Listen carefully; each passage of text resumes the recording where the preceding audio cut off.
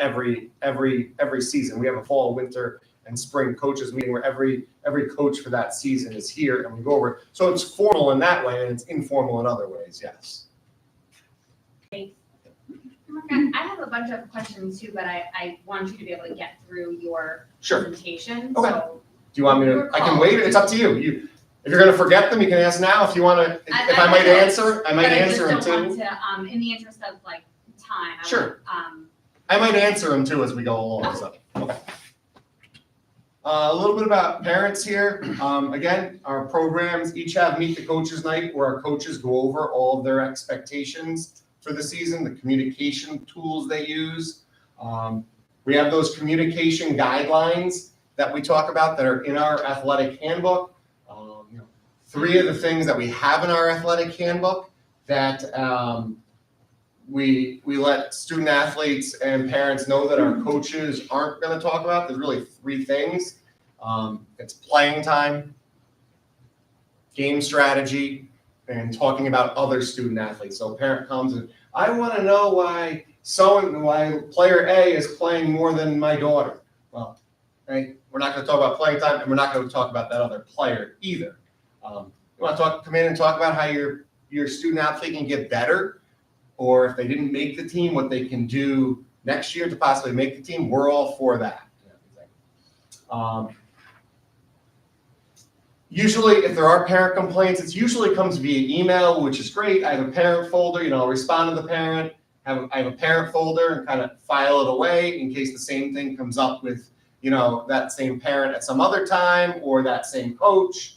If it's a phone call, I'll make a note of it, save it in the folder. But I will say here, in talking to some of my other colleagues in the Suburban Council, we are lucky. We do not get a lot of complaints here. And I tell other people, like, oh, you're the athletic director, you must get complaints all the time. But no, I don't really, which is great. A little bit about our department. This is Jess Haskin. Jess is our administrative assistant. She took over this year when Monica Shoup moved away to Tennessee. So Jess had big shoes to fill, but she's basically the face of the department. You walk in and she's the first person you see. And some of her big job responsibilities, facility use, and that is probably one of the things that she spends the most amount of time in. Jess is in charge of facility use for every space in this district. Whether it's a gym, a classroom, a cafeteria, it all goes through Jess, and she has to approve it or not approve it, and then make sure it doesn't conflict with our game schedule, with anything else that's on the calendar, with all of our practices, make sure there are custodians on for that day. All of those things Jess is in charge of. Luckily, we have an online system that makes it a lot easier for her. Coaches submit all the rosters. And I always say to our coaches, you think that, I always say we need rosters within the first week of track. So today's the first week of winter sports. By next Monday, please send Jess your rosters. Why? She has to put them in School Tool, which is our student management software. She flags every student athlete in there. That way, if a student athlete gets in trouble in the main office and is spoken to with an assistant principal, or they get a referral, or whatever the case may be, we become aware of it. She has to put it in Schedule Galaxy, all those rosters in Schedule Galaxy, which is our scheduling and athletic management software. I have to share it with Rachel, our athletic trainer, for different reasons. With the nurse, there's a lot of reasons that she needs to get rosters as quickly as possible. It's not just, we get a roster and we file it away. Jess does the transportation schedule for each week, sends that out to transportation and all of our coaches. She's the first person with officials that call and confirm for games. We have a shared Google document that we both use, so we make sure all of our games are covered. And then when we pay officials, we use that document as well to note that. Jess is in charge of all senior nights for teams, coordinates all of that, all of their banquets, and many, many more things that too many more to list because I didn't want to take up all of your time tonight. Rachel, who is the MVP of our athletic department. Rachel is our athletic trainer. She is in her 6th year here as our full-time employee. Her first year here, she worked through Top Form. She was contracted through Top Form. I asked her, Rachel, how many student athletes did you see a day this fall? She said, prior to going out to games and everything, so between, say, 2 o'clock and 4 o'clock, she would see about 40 student athletes a day. Rachel's in charge of our concussion and ACL protocol. And when Rachel believes in something, she comes and sees me. For example, our ACL protocol, which is brand new this year. When we had student athletes that would come back from an ACL injury, it would be their doctor released them to come back. They returned the note to Rachel and the school nurse, and they were cleared to go back in. What Rachel was noticing is doctors were clearing student athletes way too soon. She would have them come back and do some simple exercises. And she's like, Mark, we have athletes that are getting cleared where their doctor says they can come back and to full participation and they can't even balance on that leg yet. So we included a new protocol where Rachel also has to sign off on it before they go back to full physical activity in their sport. Impact is a program we use. It's concussion baseline testing. Rachel handles all of that. Student athletes in contact sports take the test prior to the season. If they're suspected of getting a concussion throughout the season, they take that test again, and then their doctor can compare the baseline test prior to the concussion to when they took it after possibly getting a concussion, so their doctor can compare those two things. Rachel's in charge of all coaching certification. She works closely with Deb Weaver down at HR to make sure all of our coaches are certified. She handles uniform inventory. She also works with NISFA for any special accommodations. For example, if a soccer player needs to wear their insulin pump during all competitions, they're not allowed to do that. But if we apply for a special accommodation for NISFA and get that approved, Rachel handles all of that, which includes getting information from their doctor, writing up, filling out a form, taking a picture of the student athlete and what they're wearing or the special accommodation they need. She also coordinates all of our ambulance coverage and resident PA coverage for our football games. We're lucky the Bone and Joint Center, all of their residents and PAs need professional development hours and volunteer hours. So pretty much the past 4 years, we've had a resident or a PA on our sideline for football free of charge, which is awesome. A little bit about me, just some of the things that I do outside of Averill Park, but within my job duties, whether it be with New York State Public High School Athletic Association, Section 2, or the Suburban Council. For NISFA, I'm a member of the Girls Basketball Committee and also on the Championship Philosophy Committee. Within Section 2, I'm the coordinator of Section 2 Girls Basketball, so I basically don't sleep from the end of February till the end of March, pretty much. I'm the chairperson of the Section 2 Audit Committee. I'm also a member of the Section 2 Executive Committee. Then within the Suburban Council, I'm the chairperson of the Scheduling Committee. And when I say chairperson, there is no other committee besides me. I do all the schedules for the Suburban Council in the fall, winter, and spring for every sport. So that's I think it's over about 7,000 schedules that it create. Then also a member of the Budget Committee, the Protest Committee, and the Seating Committee within the Suburban Council. You may say that's a lot, but as an athletic director and whatever league you're in, you have to take on those roles. There's no paid positions like in Section 2. They don't pay people to do these. Everybody kind of takes a few jobs within their league, within their section, and within the state. A little bit about sports media here. Our website, love all the information. When a parent calls me or asks a question, I love being able to direct them exactly to the correct spot on the website. I think we do a good job working with Austin with getting all the information we need on our website. Has our contact information. If you want to find schedules, if you want to contact a coach, here's their link for the athletic handbook.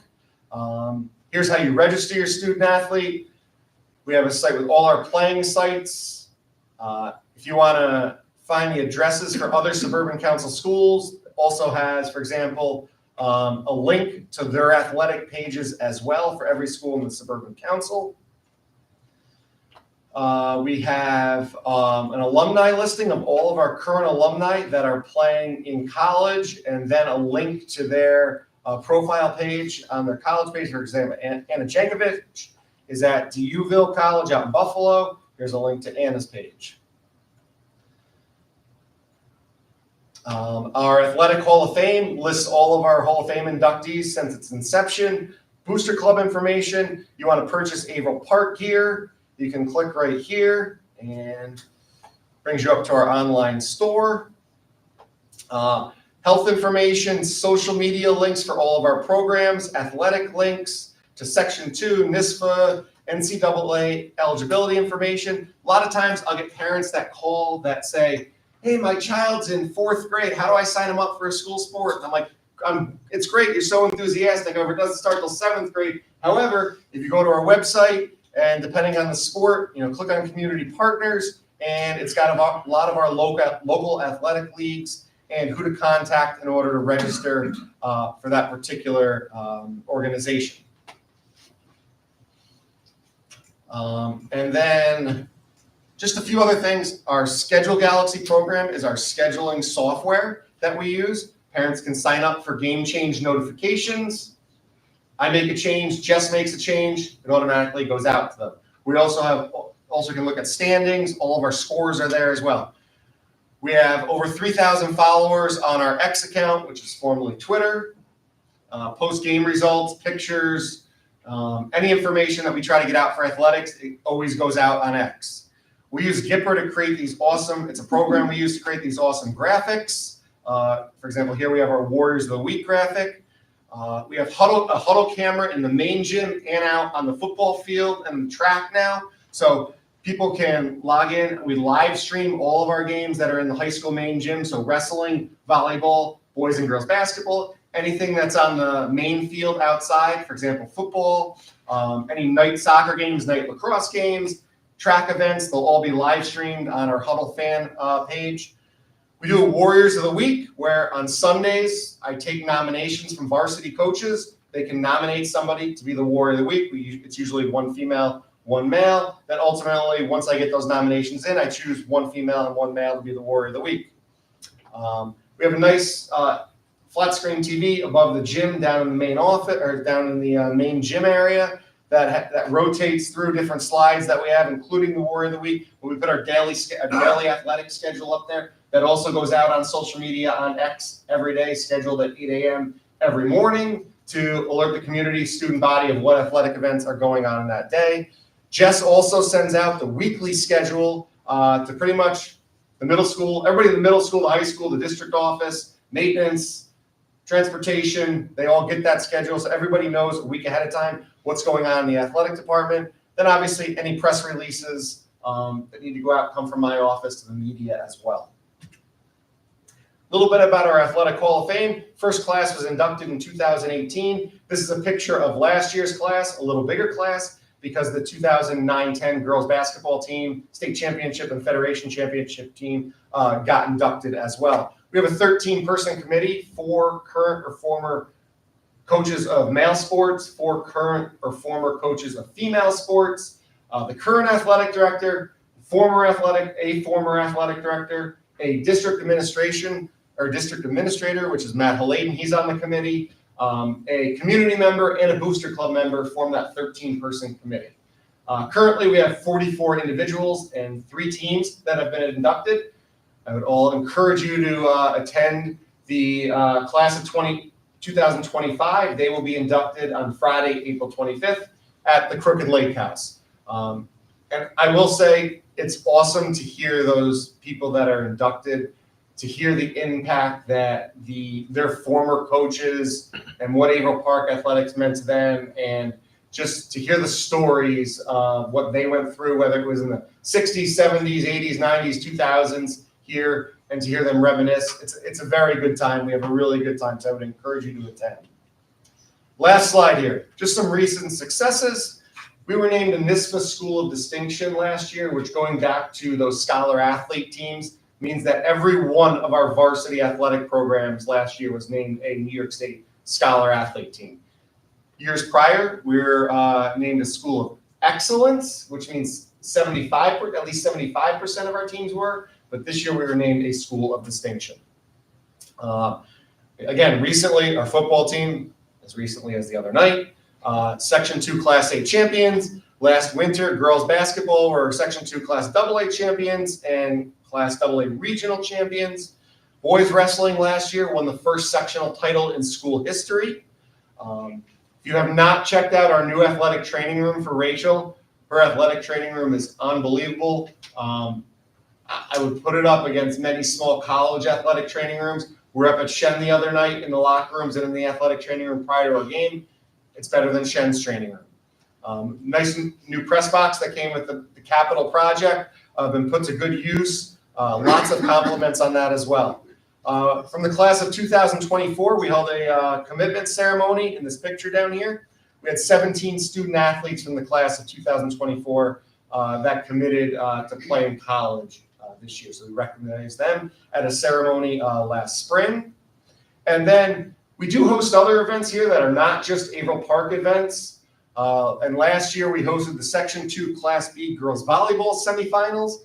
We hosted the Section 2 Class C and Class D girls basketball semifinals. And then we also hosted a Class B girls basketball sub-regional.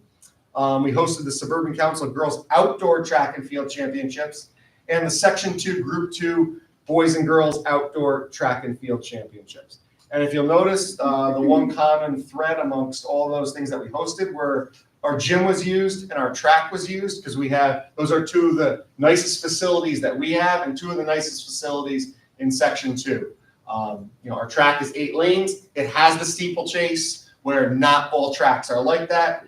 Our gym, we get compliments all the time. Anybody that comes into our gym always compliments us on how our gym looks. It was funny when we actually hosted Class B girls volleyball again just a couple weeks ago, and I was talking to the coach from Broadalb and Perth, and I said, "Oh, geez, you have to play Fonda. Both you and Fonda had to come all the way to Averill Park to play a semifinal match." And she goes, "I traveled 2 hours to come play in this gym. We love it. We're treated great here. The facilities are great." So it's always nice to hear. Again, just in closing, we couldn't do what we do in the athletic department without everyone being on the same team. And I'm not talking about just people in the athletic department. Aaron, Billy, Melissa over in facilities, Scott Shoemaker and his crew, Scott Day and Gary here, Connie down at the middle school.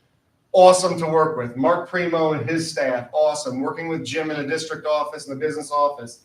Austin, it's kind of a team effort as a sport. So, questions. Sorry I took so long, but questions. Shoot them off.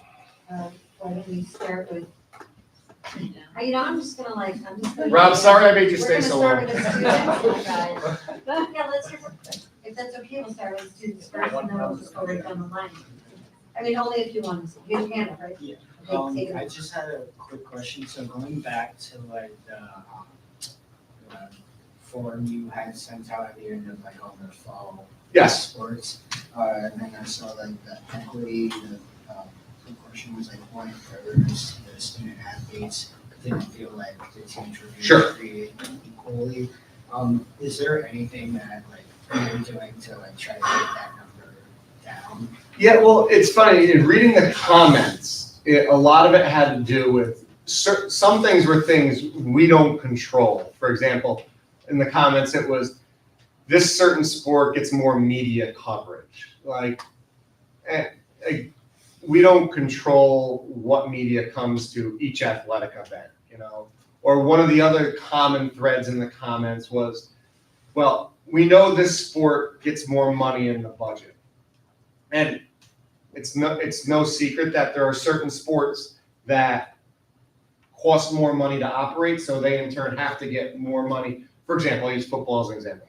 You got to put a helmet on. You got to have shoulder pads. You got to have thigh pads. You got to have knee pads. All that equipment that costs money, where compared to cross country, they don't need to wear any equipment besides just the uniform. So it obviously costs more to run other programs. But I was talking to Dr. Franchini. I was kind of talking about some of the comments that were made. I think when I go around and meet with teams each season, I think it's important for me to kind of hit on that equity piece and explain, for example, we don't control what media comes. And there are certain teams that, just by the very nature of their sport, it costs more, which in turn we need to spend more money on. Yeah.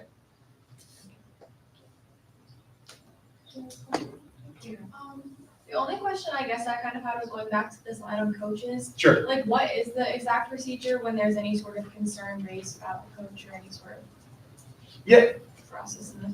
Yeah, so it depends on the level of concern and probably the amount of, if it's a person that, like I said, is complaining about playing time, probably doesn't raise that high because that's a coaching decision.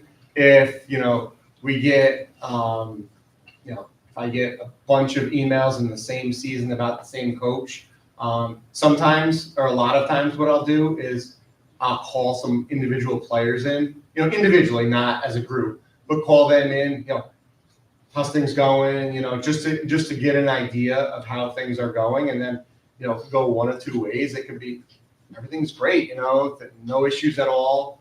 Or it could be, hey, this is going on, which will kind of lead to more of an in-depth, sometimes have to get Ms. Nugent involved from HR, and obviously if it's like a DASA complaint or something like that, we have DASA coordinators that outside of athletics that would do an independent investigation. Sometimes if it raises to a really high level, the school attorney gets involved. So it really depends on the level of complaint and what we find. Thank you. Yep. I just want to support our student participants here because I think both of your questions are very insightful and very valuable questions, super important. And while I think that it is very easy to say that there are items without our control, outside of our control, I think there are also ways that we can act with intent. And so where modern, mainstream media may not volunteer or ask to attend certain sports, that does not preclude us from having a news release typed up to submit out to publications. It does not preclude us from inviting media to come and attend. It does. I think that just saying, well, there are things outside of our control is kind of a cop-out, honestly. And I think it would be more beneficial to the student who's expressing a concern not to feel like their concerns are dismissed, because that can feel very dismissive. So I would caution against that. As it relates to concerns. Can I just say one thing about that? Sure. All of our coaches, so every result, a varsity result, goes to the media. Just varsity though. Yeah, the media does not publish JV or modified results. Okay. So if you're the home coach, it's your responsibility to send the results into the media. So if our boys basketball team has a game, I go into the coach's office after the game, usually Coach Hirsch's office, putting in everything and sending it to his media distribution list. If we're playing at Saratoga, that would be their responsibility to send it for both schools, but to send in that result to the media. We also do invite, we do invite media here for different events. For example, we send out a press release for our college commitment day. We send it out for the Hall of Fame. So for major events, we send out a press release. And also, that's why we have our X account. I encourage every varsity coach to send me results, to send me statistics, highlights. And I always tell our teams, if your information from your game that day, if you're a varsity level athlete and it's not on X, your coach didn't send me anything. Because if they sent me something, it would be on there. So at least we don't control what the Times Union or Channel 13 does, but we definitely can control what's on how we recognize our student athletes on our social media account. Yeah. Absolutely, and we have more than just X as an opportunity to express. Sure. And engaging Austin to make sure, not even just varsity players, because I think there's a buildup and an incentive to stay in the sport if they are, recognize their achievements at the JV and modified level as well. In fact, I've heard younger kids say that they're just getting involved with modified sports this year, and it's really helping them to feel like they're part of a community as part of a team where they didn't have that before. So continuing to support that kind of along the lines of every student every day in that regard. The second follow-up that I want to ask about, and this is something that I feel is important and sometimes a kind of a missed opportunity where it relates to any student or parent concern, is that a student will come in and maybe make a, raise the alarm or raise the red flag about something that might be going on. And we can't tell them, or administration cannot tell the student what disciplinary action was taken. There's privacy rules. The problem and where the breakdown comes in is that there is no follow-up on our part as the leaders of the organization to follow up with the injured party and make sure that things are okay.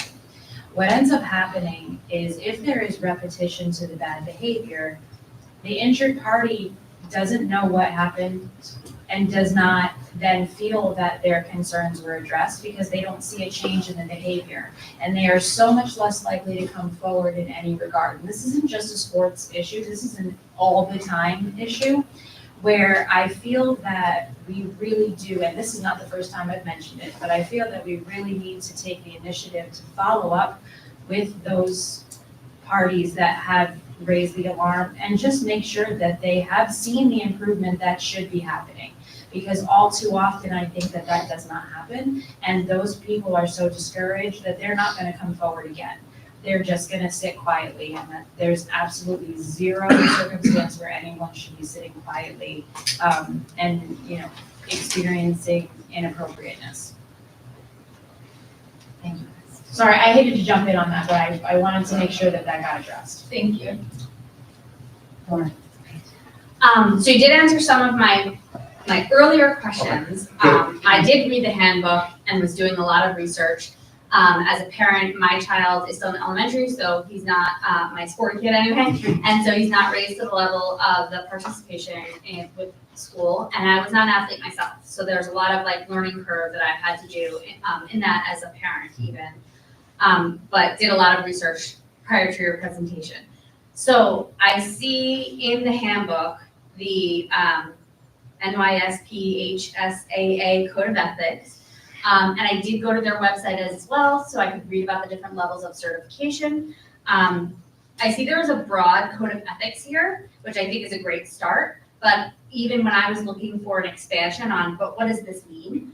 I could not find anything, and even this broad code of ethics on the New York State website. Okay. So just so you're aware. Okay. Because one of my questions, I saw the bare minimum, as somebody said, about the basic DASA trainings and, which are a lot of trainings for the most part that we require anybody who just has exposure to children. But I didn't see there, or maybe there is, maybe there isn't, are there ongoing trainings about relationship building, coaching kids, how to give valid feedback about, okay, if you didn't get this much play, not that parents and teachers should have to control that, but that athletes get real feedback about here's what you can improve upon to play more next game or whatever. And I didn't see anything that drew out what, how coaches are engaged in that kind of information ongoing. And it seems like that's very voluntary, and that's part of, I think, why you get a very different range, right, of experience, right? But in terms of ethical conduct and the presentation of there being a lack of conflicts of interest. One specific question I have, I know you mentioned that the youth community events happen on our facilities, free of charge, which is great. I know that, coaches are not paid big bucks, this is, which I imagine is part of why you don't get a ton of applicants. So a lot of our coaches in the community do independent training that they charge for, which good for them, they should.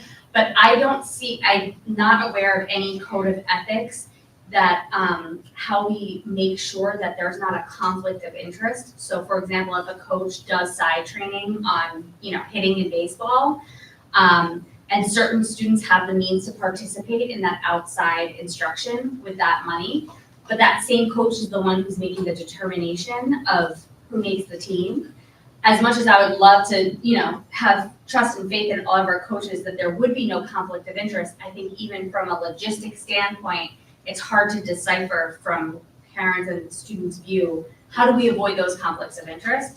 And I don't see any governing information. Are you referring to like one of our coaches coaching an outside team? Like, for example, a baseball I'm referring coach? to training. Training, okay.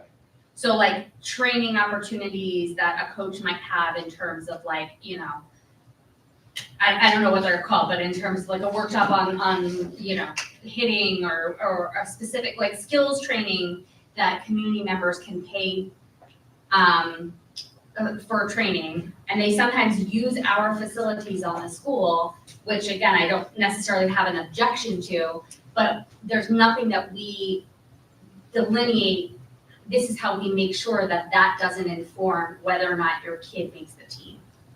I'm not aware of any of our coaches that are doing individual training. I know we have coaches that run camps in the summer, so we can talk later. But I'm not, I'm not sure. Like I know we've hired some coaches in recent years that have done some training in the past that have stopped, doing any training for any Averill Park. They still do it for kids in the area, just not specific to Averill Park kids any longer. Do we have a policy to that effect? I don't think there's a board policy or anything, no. Well, my understanding is like this student handbook, the board doesn't create this, the athletics department does. That's correct, yes, yeah. That's not a board policy. Right. They're So, but in shared terms of with the them. athletic department, there's nothing like governing to avoid those conflicts of interest that you're aware of. That I'm aware of, there's nothing in writing, no. Okay. The other question I had, you mentioned like the student council, student athlete Sure, council. student athletic. Yeah. Student athletic council. And my question was like, are student athletes who don't feel comfortable going to their coach, are they ever encouraged to go to those representatives as a means to come to like, here's a chronic issue? Yeah, so when I go meet with each team, and I try to get around to every team at least once during the season, that's one of the things I bring up. You have 2 student athlete advisory council representatives within your program. These are the 2 student athletes. If there's anything going on within your program or anything you want either me to be aware of or the entire student athlete advisory council, go to those 2 people and they're the ones to bring that information to me, so yes. Okay. And follow up to that, and then I have several other questions that I don't expect you to answer now because I don't expect you to have this data, but just to share them. I was interested to know in terms of how many applicants we get for coaches, how does that square up comparatively, and do we have any information about why we get so few? I would be interested to know, I know there's various types of certification of the coaches that we currently have. I would love to know how many are certified at what level. I think that would be helpful to know. Well, they're all certified. They're all certified, but at what level? Well, So there's level 1 training, there's the level 2 training you mentioned, and then there's like a level like 3. if they're PE teachers, so you're saying, are they a PE teacher coach, are they a teacher coach, or are they a non-teacher coach? No, I mean through the levels of The classes they certification. have, those are classes they have to take, phase 1, 2, and 3. On the NISPA website, there are various licenses for coaching. There's a first temporary. Oh, yep, second those are, temporary. all of those are for non-teacher coaches. So they don't involve anybody who's a coach that's a teacher, or obviously a coach that's a PE teacher. Those are those licenses you have to get if you're not a teacher. Okay. So all of our coaches that are But then not there's third, teachers would have, fourth, fifth, temporary. So like sure. just some data Okay. for us as a board to know, like what is the makeup of our coaches would be helpful Sure, to know. So for the future, I don't expect you to have that right now. And then just from, again, that piece in terms of the coach advisory council, it sounded like that was a really optional, just drop in, my door's open if you have an Yep, issue, and less of a like, less formal coordination. In terms of the communication guidelines in the student handbook, I mean, I don't think, again, that it's inherently bad to encourage students to talk to coaches first and foremost. But I don't know how we prep kids to do that. Because, you know, in the rest of the student guidebook, but also just in terms of life, we teach kids not to talk back, they are reprimanded for that. There is specific language in our student handbook about kids not being able to visually express emotions about a play that they don't agree with, which as a parent of an athlete, I get, we don't want students and parents to be arguing with referees. So I get the intent there, but the language is still, you're not to show emotion about a call. And I think that's a lot to ask of a child. But there are a lot of other ways where we are teaching respect through, you don't talk back, you don't talk back to the referee, you respect the plays, there are things we're not allowed to talk about. But then when there's a problem, the first step is in that we're asking them to all of a sudden have the skills to talk to a person of authority who has a lot of discretion about what happens in terms of playtime.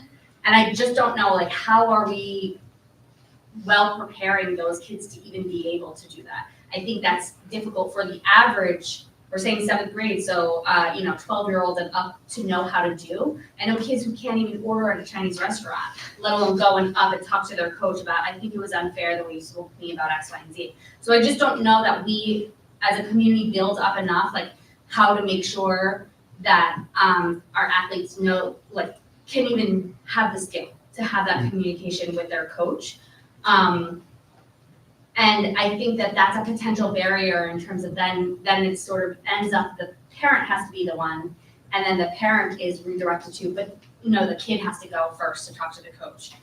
There's just a lot of spaces I think that I don't know that there's enough of a culture or that we have prepped kids enough to how to have those conversations with coaches if we're expecting them to be the ones to problem solve in this instance. So that's someplace I would just recommend that we expand upon and have a further conversation. I'm not asking you to answer to that here and now. The one thing I will say to that is most of our teams, I always encourage coaches to have a conversation with each student athlete right around cut. So whether you made the team or didn't, what's your role going to be on the team this year? So that gives a kid an opportunity to ask questions without having to go schedule a meeting. It's a pre-scheduled meeting by the coach already. They don't have to go, hey coach, I want to talk to you.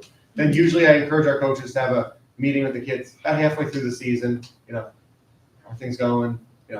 If it's your student athlete that's maybe not playing a lot, gives you an opportunity to ask the coach, hey, what can I do to earn more playing time? And then, a meeting at the end of the season as well. I'm not saying that answers all of your questions there, but at least it gives kids an opportunity to have a one-on-one meeting or a one-on, if it's the assistant coach as well, a meeting in a small group to talk to their coach about different things. Right, and just, to say, and I'm not putting this on any one coach or even you, but just in terms of if we're looking for all of a sudden our student athletes to be able to do self-advocacy, we need to be able to build up that they can do that, and that, as Megan said, that when they do build up the strength to do that, even if they fumble doing it, that it's going to be supported to reinforce that they should continue to do that. And I would suggest, just in terms of your presentation, being more direct, again, speaking to Megan's point of like a broad question of, do you think the sports are treated equal? That's pretty broad. And like you said, there's things that are out of your control. So I would suggest garnering feedback that is more specific, asking about the things that you are in control of, such as, did you feel like your coach explained things? Did your coach have a meet night? Did you get feedback from the coach about X, Y, and Z? And I would suggest being more formal in that process of feedback too, because I get that we have to give our coaches a lot of discretion. We can't be over their shoulder at all of these games. This is an additional position they take on top of their teaching positions or other things they have going on in the community. But I think, again, like what we're kind of leaving up to discretion is probably too broad in terms of how athletes and their parents get continuity in feedback. So that's gonna vary widely from coach to coach, but I think that there are some things that we can do from a department standpoint that, formalize that or regulate it a little bit more so that we are getting more consistency. Because I hear you saying that you don't get a lot of complaints, but from my understanding in terms of like athletic departments get a ton of complaints, like nationwide even. And so I would worry if we're not getting any, are we just not getting any from the right places? Because I could say in my short time as a board member, the reach out I get from parents is overwhelmingly questions about sports and things like that. And I was very ill prepared for that, and part of why I've done all this research, because those complaints are happening. I think, again, they're happening in informal ways that can tear apart the community element that we want to. And that's not unique to us. Usually there's a lot of complaints about a lot of things, but exactly. they So that's don't why when I hear you say, necessarily come to the right we don't people. get a lot of complaints, I'm like, do we not? Or are they just happening in text circles? They're happening. Right.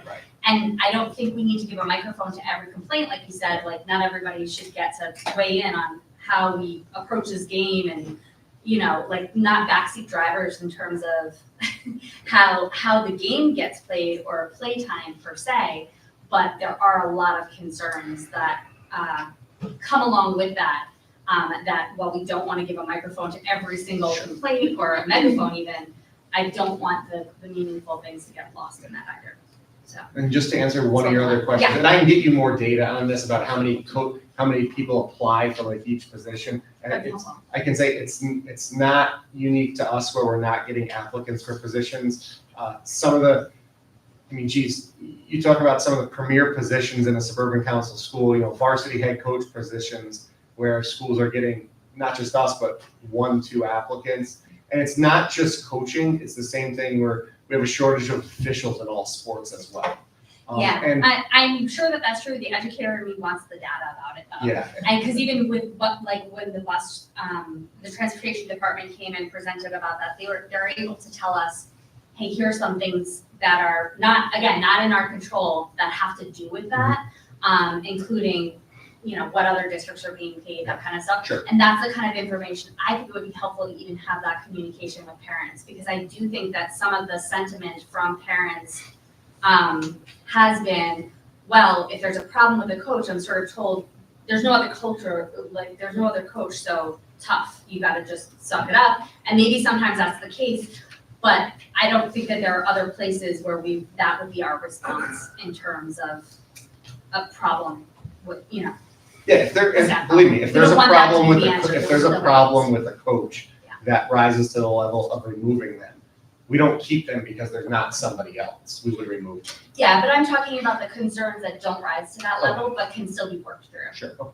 Yeah, but thank you, and I can absolutely forward those questions to Jim so that you can Thank you. get that information. I wasn't expecting you to have them, but your presentation garnered that question, and the feedback that I have gotten thus far, and me trying to figure out as board member, what was clear to me when I looked at the athletics regulations and what I had to dig for, and even when I dig for it, I couldn't find. So thank you. Pass it on to somebody else. I got a question. What is the process for the middle school students to have access to you? What is the process for Yes, that? is there a formal process, or you said that they don't feel like they can access you because you're tied up here. I was curious, is there a process? I mean, if a middle school student wanted to meet with me for whatever reason it was, I have student athletes that email me all the time. They're like, can we meet? Obviously, I've had middle school student athletes. Hey, Mr. Rubiak, I have a question. Sometimes it can be settled over email. Sometimes, I'll stop down to your practice. So obviously I'm available then. I do try to get down to a few middle school events here and there. So I'm down there on campus, but obviously my office is up here. So it's not like they could just walk into my office. So I guess my concern was, kind of following up with the students' questions, is that if you think that those lower portions of the survey that you generate are around that, I guess, how are we curtailing it? How are we trying to fix that? Do you have like a generic, like your meet the parent night, or meet the coach night with the parents? Like, do you think that that would be beneficial to maybe not do it at the high school because they've started at lower grades, right, worked their way up? But would that be beneficial to do a big mass meeting for the middle school athletes, and bring everybody together if we're trying to foster good, mental health awareness and making the middle schoolers feel like they belong? I just don't want to see them get overlooked because Sure. it is a younger generation that is trying to make it. And, like Megan said, they feel like, well, if I don't feel a part of it now, like maybe give up on that sport or change it. Like, I don't want us to, I know the money-making sports are the high school, but I don't want us to lose sight of those middle schoolers. So if I heard you tonight a few times kind of allude to there is an issue at that level. So I would like to see, maybe an idea behind, maybe it is just like that initial meeting to where you're there, it's in the auditorium or whatever, and it's kind of geared around their level of sports. Might be a nice, way to kind of make them feel included.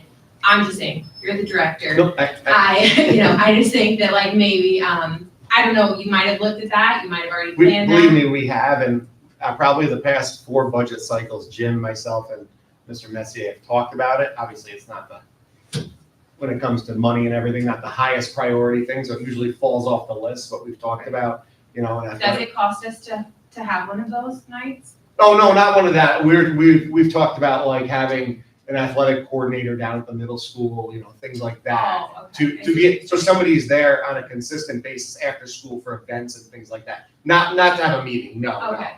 not at all. I just thought maybe like as a new parent, so like, again, my kids are, younger, but it would be nice to kind of get the ropes and get ideas and meet with people that, we're gonna have a long relationship with, right? Just an idea. Sure, You thank do what you're doing, but I just feel like I heard you mention it a few times, like, Sure. the middle schoolers are kind of feeling maybe they're giving you the bad results for a reason. So then the other question I had, it's probably not even gonna be directed towards you, I might open up a can of worms, but, I don't know how to interpret the, athletic coach, what was her name? Rachel? Oh, the athletic trainer. The trainer. I'm curious what our liability is if we're overriding physician's orders to the district. I don't wanna open up too much of a can of worms, but how does that affect us if someone's overriding a doctor's order and she can say play or not play? I have that same question. I think that's a good point in terms of, like coordination with assuming it's a primary care giving the note. I don't know if there's reach out between her and. If she's a district employee. I got the answer for you. Okay. She's worked with Dr. Silverman on that, who's our school medical director. He's fully in support of it. So the physician is signing off on her, she's not, correct? So Rachel's, technically the way everything is written in New York State with athletic trainers and her license and everything, she technically reports to our school medical director, which is Dr. Silverman. And he has support, for example, that ACL protocol, he has given her the okay for that. Okay, I just wanna make sure that we're not exposing ourselves to some unneeded risk.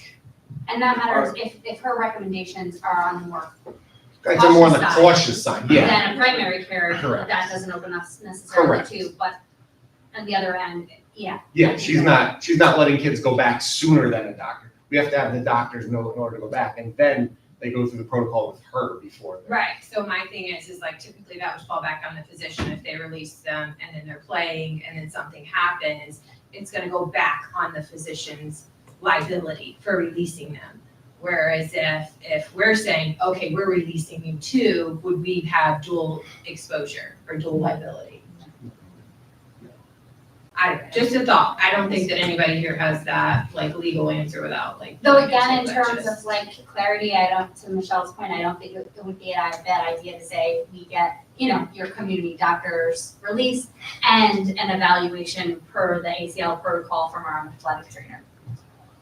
Just to clarify that we do. It's one difference. So I think the important part is that Rachel and our nurses work under the direct direction of Dr. Silverman.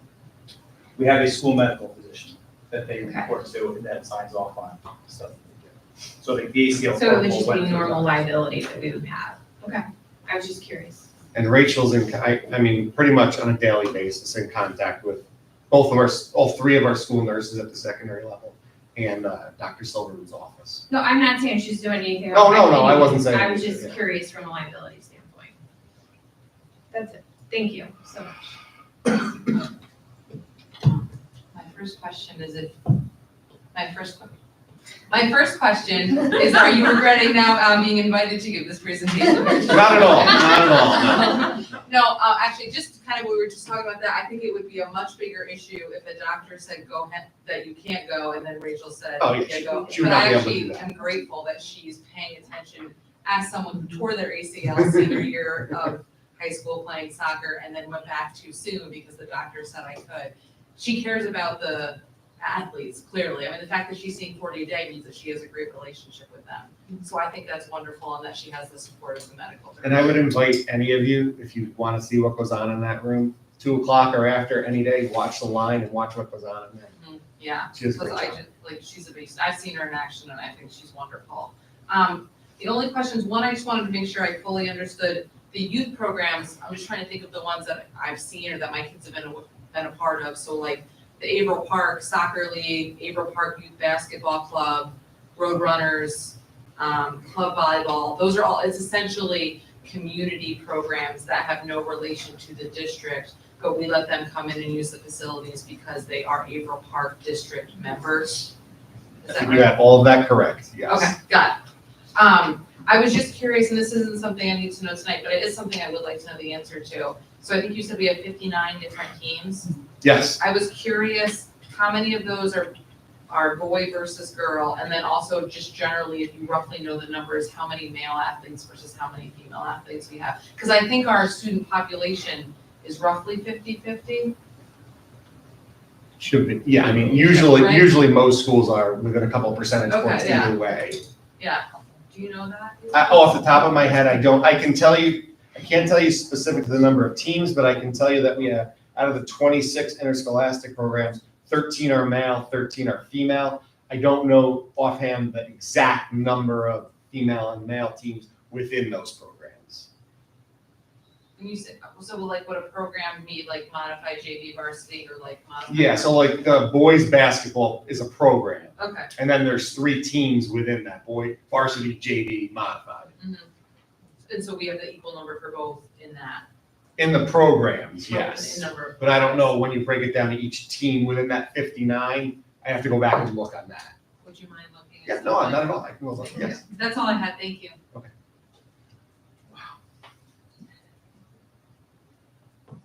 All right.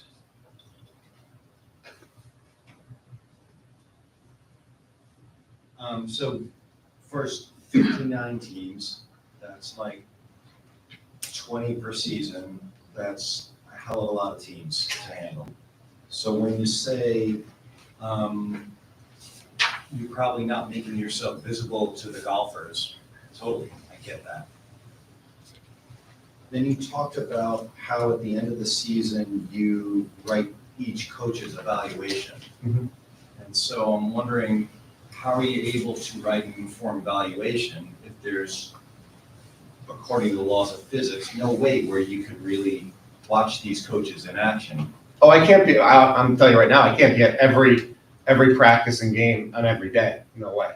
But within the evaluation, there's more than just coaching part of it. It's administrative duties, it's scheduling, it's professional development, it's relationships. So there's more than just the X's and O's that we evaluate our coaches on. But yeah, to your point, it's just like a teacher or a principal that evaluates a teacher. there's no way you're not in that classroom every day.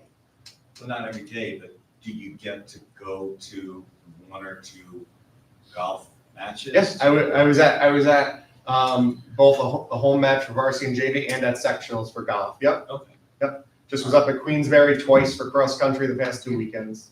All right, that's a lot. The survey that you give to the students, like any student that participates in any sport gets that survey at the end of the. So this is the first year we've done, or first season, I should say, we've done this survey. Oh, okay. So just the fall of 2024. So once their season ends, Jess, my administrative assistant, emails that survey, the link to the survey to each kid that was on that team. So every fall athlete has already received that survey via their school email, except for the football cheerleaders and the varsity football players, because that season is still going on. To what degree is it anonymous? It's completely anonymous. The only way I could break it down is I know the team that person was on. So JV football, because it asks what sport you played and then what level. You need an AP email address to take the survey. However, the survey doesn't ask for the email address, so I don't know whose email address it was. I just know what sport and level you played. And do the students know it's anonymous? Yeah. Well, they don't have to leave any identifying information, so I would think so. Okay. Last question. So I followed girls basketball last year, because who couldn't?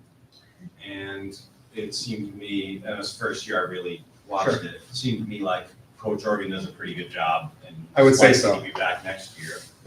But each season, we approve recommendations for people for the jobs, because the jobs are not like lifetime jobs. People are hired every season. Yep. Do you actually post every job every season in case like the king of all professional basketball coaches comes over and says, I want to do something different? So per our agreement with the APTA, any position that is not that an APTA member doesn't hold, so an outside coach that's not part of the APTA, that position gets posted internally to the school district every season. Okay. If it's to use your example of Coach Oregon, Sure. that position does, because he's an APTA member, that position doesn't get posted each year. No. All right, I see Terry nodding. If the position is owned, if the position is filled by an APTA member and their performance was satisfactory, we do not post it, as long as they express an interest. So we do that for ECCA, the clubs and advisors, as well as the coaching. So person has a club, there's no problem, no concern to the administrator. Administrator say, hey, do you still want to do the club again? They say yes, the job's there. If they're an APTA member, if they're not APTA, regardless if it's posted, or if there's concern by the administrator, they can evaluate that. Thank you. So we had 501 registrants for fall 2024, and I saw you only had 147 responses. Now I realize the football and the football cheerleaders, but that doesn't necessarily equate to a huge cross section. Is there promotion through the coaches and other athletic participants for them to take the survey? So the survey, like I said, went out through their email. I notified all the coaches. So when you have your end of year meetings with players and stuff, remind them to take the survey. Also posted on our X account to all student athletes that please remember to check your email, the survey that went out, please fill it out.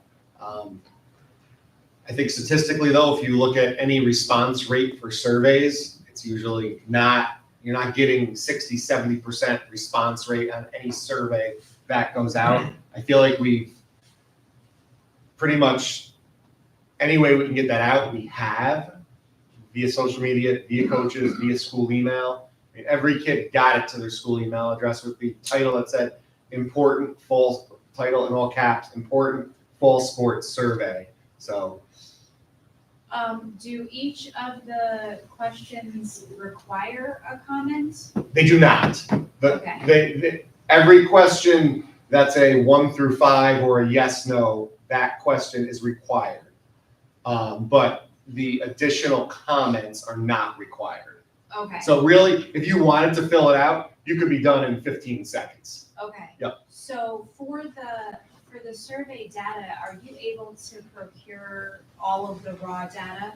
Like if I wanted to see what the full 147 responses were so that I could actually determine if all of the ones that noted lack of equity for their sport actually denoted a reason in the comment field. You can see every individual response. Yep, it's a Google survey, so yeah.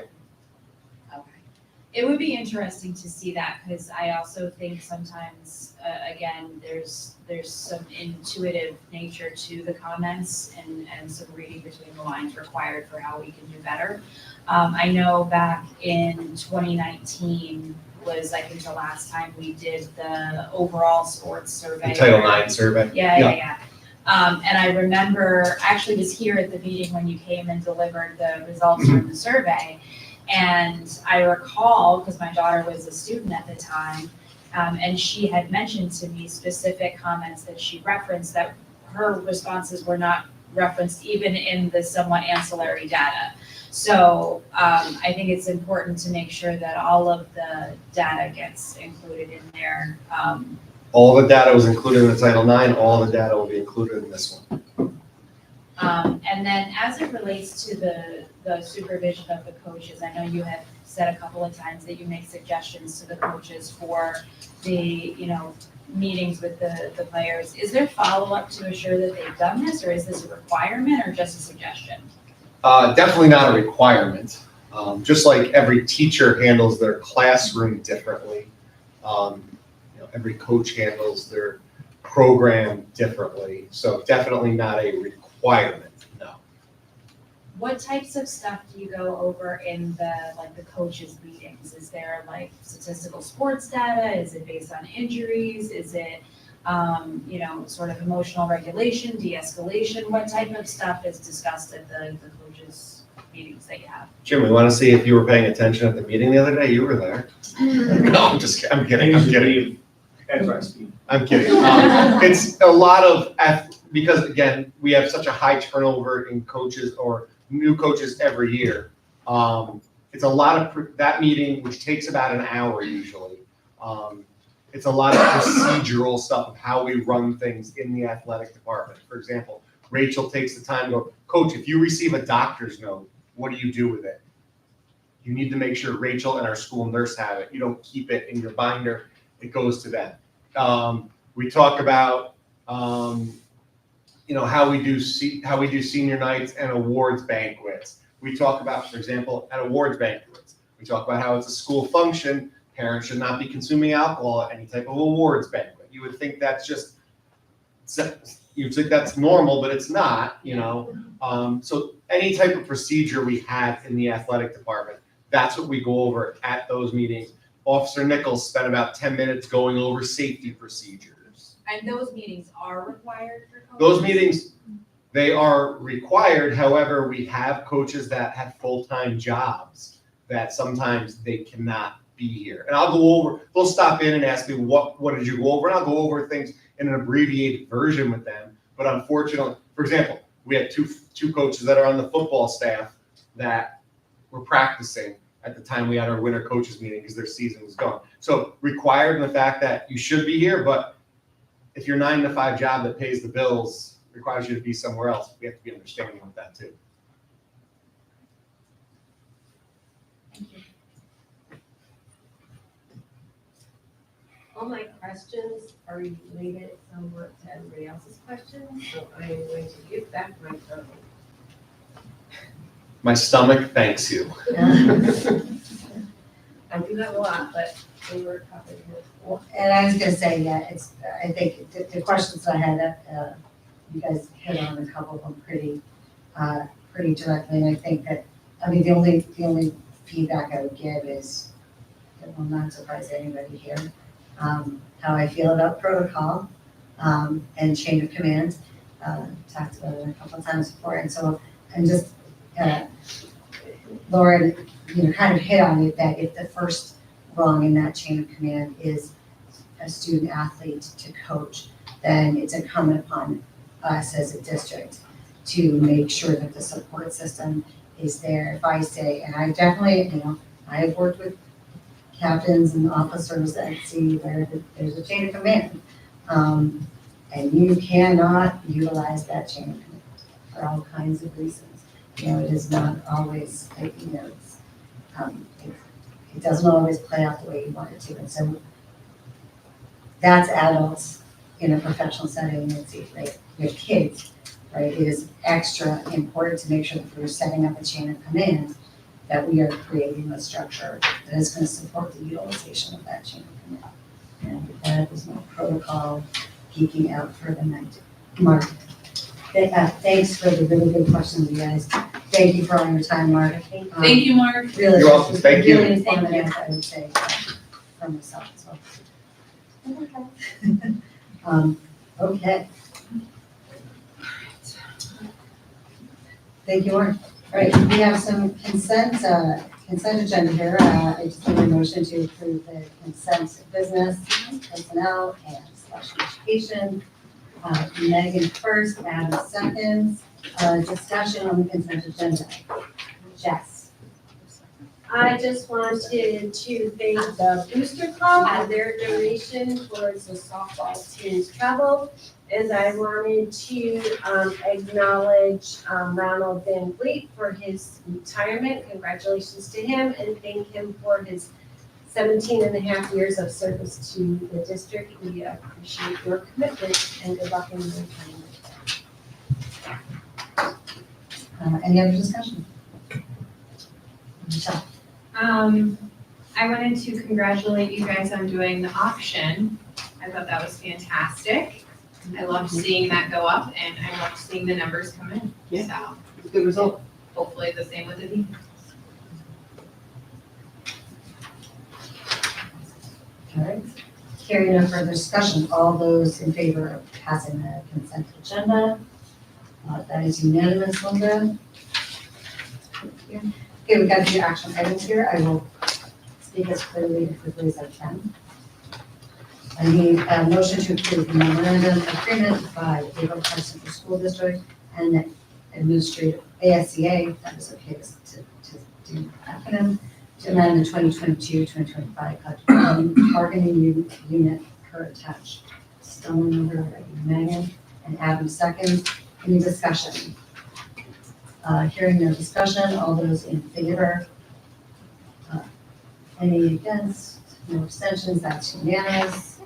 9B, I need a motion to approve the agreement by between Averill Park School District and APTA. We got extracurricular activities. Adam and Megan, any discussion? Hearing none, all those in favor? That is unanimous, Linda. Item 9C, I need a motion to approve memorandum of agreement by APCSD and APTA regarding covering for absent teachers' duties. Megan and Adam. Any discussion? Hearing no discussion. All those in favor? That is unanimous. Okay, 9D. I need a motion to approve the agreement by and between APCSD and the CSDA regarding teachers' aides covering the classroom. Megan first, Lauren seconds. Any discussion on that? Okay, hearing no discussion. All those in favor? That is unanimous again, and that was at 9D, right? Usually I check these off as I go. Okay, 9E. A motion to approve the agreement by and between APCSD and New York State Higher Education Services Corporation. This is aimed at increasing the number of students completing the FAFSA and tuition assistance application. Adam and Megan, seconds, nice try, Jess.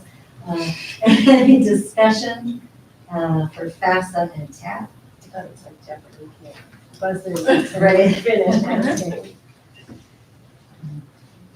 Not into the FAFSA yet. It's coming for me soon enough. Our students representatives maybe into the FAFSA. Now, I don't envy you guys. I don't. Okay, hearing no further discussion, all those in favor? That is unanimous.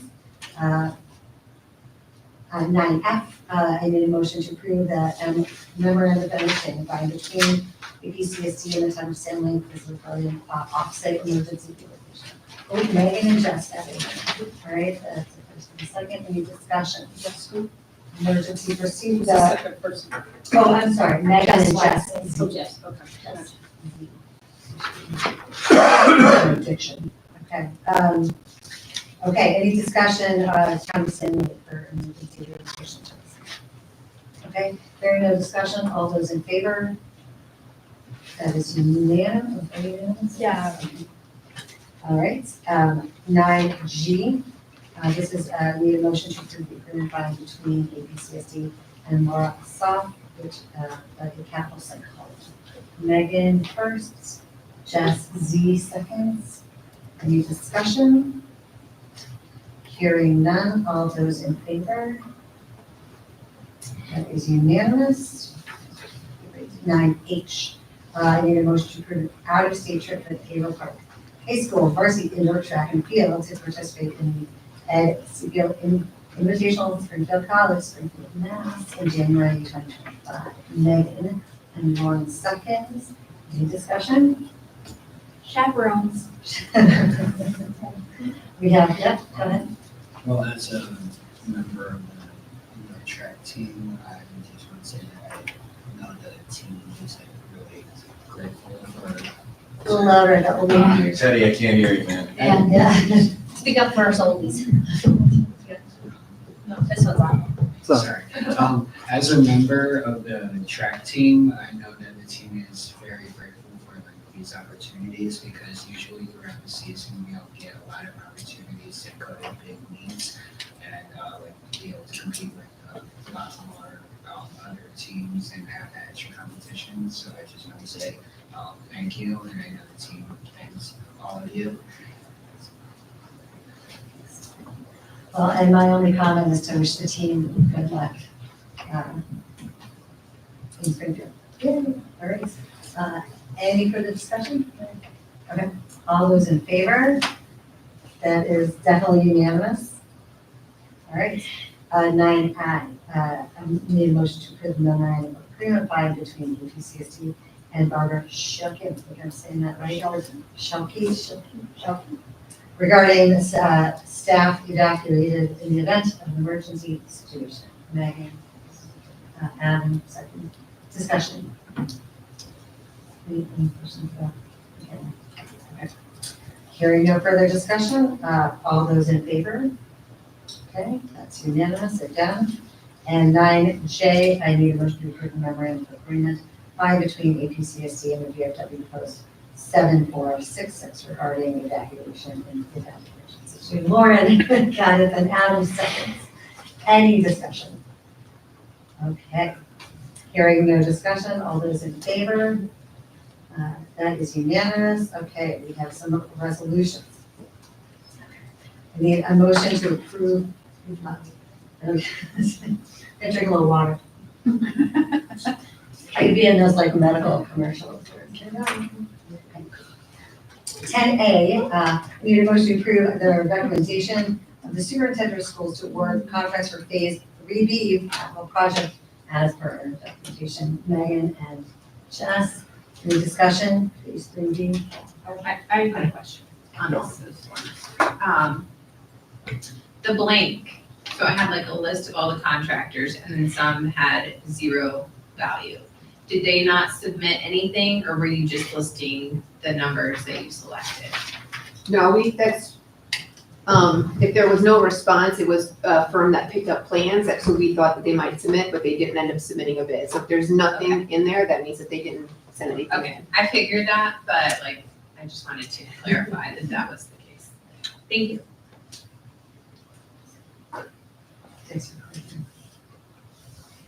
Any other discussion? Okay, hearing no further discussion, all those in favor of approving this resolution? That is unanimous. Okay. 10B, Need a motion to approve the district's independent audit report issued by NMB and Company from October 2024. Adam and Jess Z, seconds. Discussion. Go ahead, Adam. My entire board report is on our audit, so I'm withholding my comments tonight. Thanks. And it's all supportive. That's all good stuff. Any other discussion? I just only want to say that this is a pattern now of these positive audits, and I just want to thank Carrie and like in the team. Right. I guess we should thank Mike for everything he is. But yes, thank you very much for all the work you do.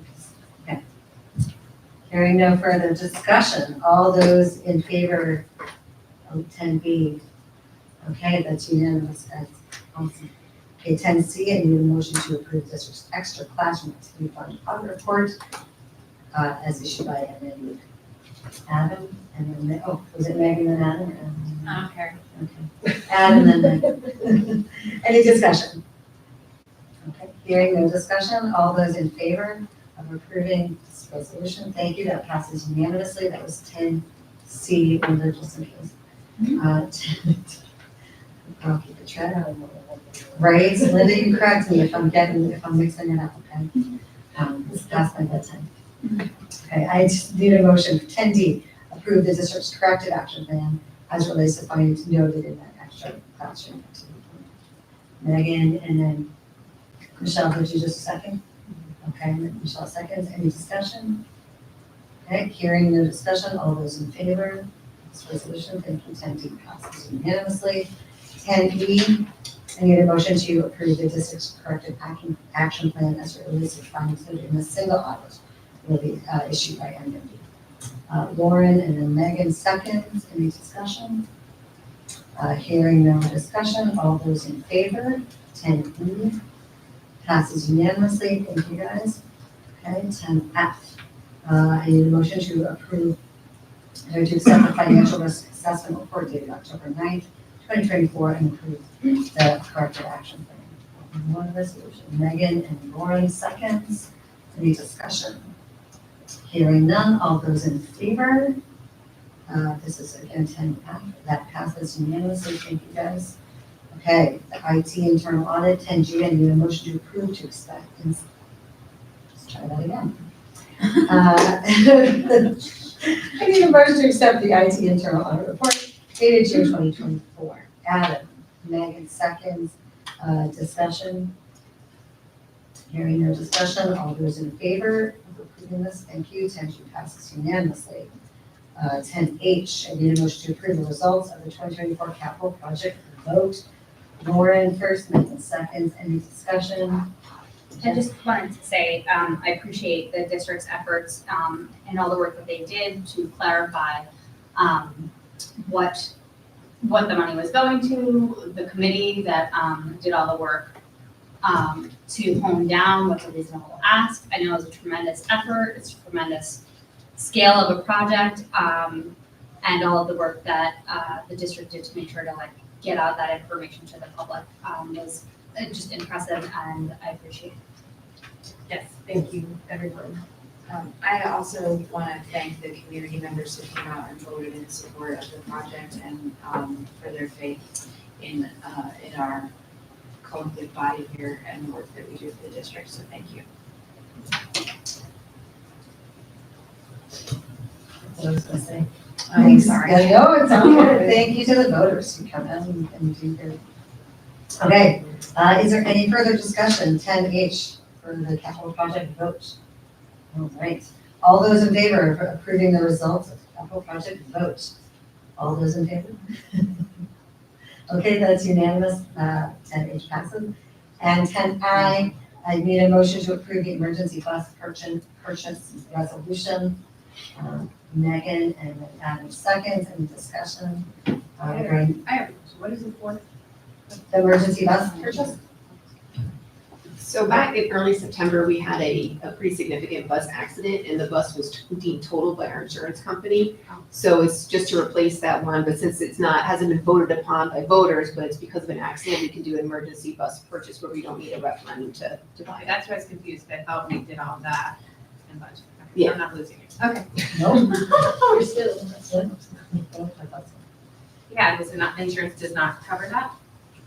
Yeah, so it will for the most part. So we've already gotten $71,000 back on the bus that was deemed what that bus was worth at the time. But we also have replacement coverage, which means that we should get the same amount for a new bus with the same features we had. So we've already identified the bus, submitted that paperwork for the insurance company, and they just really verify that we're not putting something else on the bus that we didn't have on the other bus, because they only want to pay for what we had on the initial one. At the bare minimum, we'll be responsible for the $2,000 deductible. We're hoping that we don't have anything else, but there might be some small things that they say, no, you can't do that. So there might be some out-of-pocket costs because of that, but we do have that dual coverage. So it should be very minimum in terms of what we have to pay out of pocket. Awesome, thank you. Is this the accident on Gettle Road or what accident is this? Yeah, it was down here by Von Acres, right, somewhere over there. It was on 43rd. Oh, the Cumberland. No, No. we had two. Okay, not that one. You're on Not that. This one was September 6th, so it was very early in the year. So it's just taken us a long time to find a bus because of the way the manufacturing is that we could replace it with. So but it was early on, it was down here on 43 by the high school.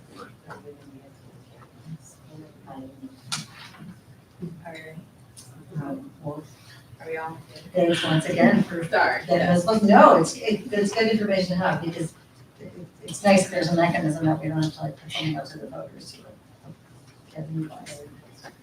Okay, hearing no further discussion, all those in favor of approving emergency bus purchase, that is unanimous, thanks everybody. That passes and we're into policy. There's a lot in policy, but a lot of it is anyway, so we go to 11A, first reading for policy 6130, that's budget action. I am. I'm going. I make a motion to waive further readings and adopt the policy as written. I'll second. Of justice one? Do you want to do? Yeah, we want Multiple. Can we do that for A through F? I'd be willing to And approve with them, your- yeah.